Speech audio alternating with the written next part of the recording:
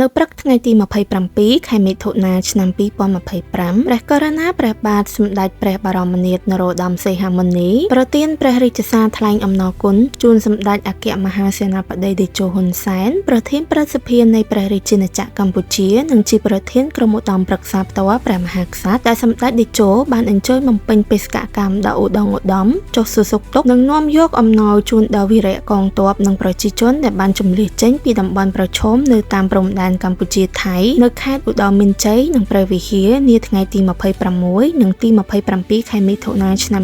2025ខ្លឹមសារនៃព្រះរាជសារមានដូចតទៅព្រះករុណាព្រះបាទសម្ដេចព្រះបរមនាថនរោត្តមសីហមុនីព្រះមហាក្សត្រនៃព្រះរាជាណាចក្រកម្ពុជាជូនសម្ដេចអគ្គមហាសេនាបតីតេជោហ៊ុនសែនប្រធានព្រឹទ្ធសភានៃព្រះរាជាណាចក្រកម្ពុជានិងជាប្រធានក្រុមឧត្តមប្រឹក្សាផ្ទាល់ព្រះមហាក្សត្រសម្ដេចអគ្គមហាសេនាបតីតេជោជាទីរាប់អានដ៏ខ្ពង់ខ្ពស់និងស្រឡាញ់ដ៏ជ្រាលជ្រៅបំផុតខ្ញុំមានហារតីសោមនស្សរីករាយយ៉ាងក្រៃលែងនិងសូមថ្លែងអំណរគុណដ៏ខ្ពង់ខ្ពស់ជូនសម្ដេចអគ្គមហាសេនាបតីតេជោដែលបានអញ្ជើញបំពេញបេសកកម្មដ៏ឧត្តមឧត្តមនៅក្នុងខេត្តឧត្តរមានជ័យនិងខេត្តព្រះវិហារចុះសួរសុខទុក្ខនិងនាំយកអំណោយជូនដល់វីរៈកងទ័ពនិងប្រជារាស្ត្រដែលបានជម្លៀសចេញពីតំបន់ប្រឈមតាមព្រំដែនកម្ពុជាថៃនៅថ្ងៃទី26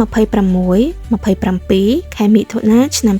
2025នេះជាពិសេសសម្ដេចអគ្គមហាសេនាបតីតេជោបាននាំនៅព្រះរាជបណ្ដាំសួរសុខទុក្ខនិងសេចក្តីនឹករលឹកដ៏ជ្រាលជ្រៅអំពីសម្ដេចព្រះមហាក្សត្រីព្រះវររាជមាតាជាតិខ្មែរជាទីគោរពសក្ការៈដ៏ខ្ពង់ខ្ពស់បំផុតនឹងខ្ញុំជូនដល់វីរៈកងទ័ពដែលកំពុងបំពេញបេសកកម្មប្រចាំការនៅសមរភូមិជួរមុខដើម្បីការពារបូរណភាពទឹកដី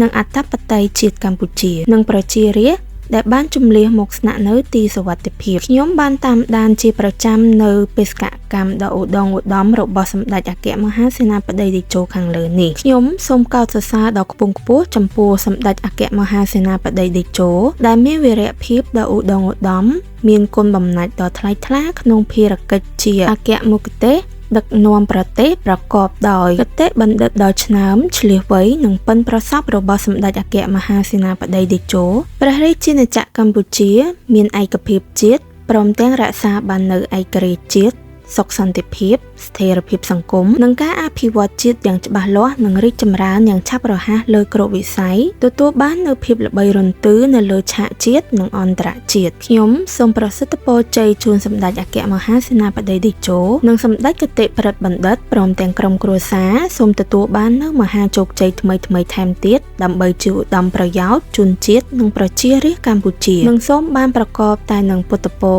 គឺអាយុវណ្ណៈសុខៈពលៈកុំបីឃ្លៀងឃ្លាតឡើយសូមសម្ដេចអគ្គមហាសេនាបតីតេជោទទួលនៅសេចក្តីរាប់អានដ៏ខ្ពង់ខ្ពស់និងស្រឡាញ់ដ៏ជ្រាលជ្រៅបំផុតអំពីខ្ញុំធ្វើនៅព្រះបរមរាជវាំងថ្ងៃទី